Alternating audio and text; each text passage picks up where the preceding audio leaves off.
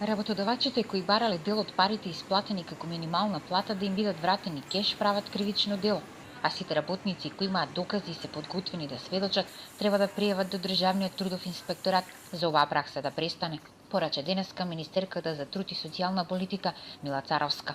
Имаме доста алармантни ситуации каде што работата на хартија е чиста, но во пракса е погрешна.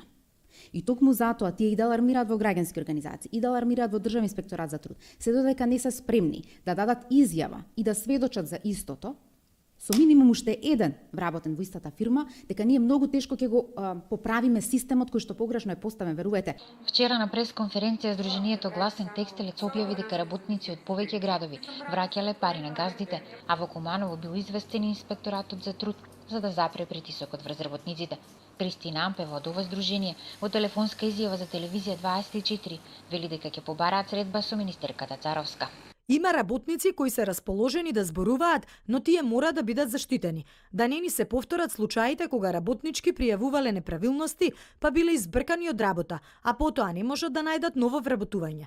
Работниците ќе зборуваат, но мора прво да бидат заштитени. За да му помогне на бизнисот, владата дава субвенции за исплата на минималната плата од 461 милион денари. Враќањето пари на рака на дел од платата или недоместоци од плата е кривично дело. Предвидена е казна затвор од 3 месеци до 1 година.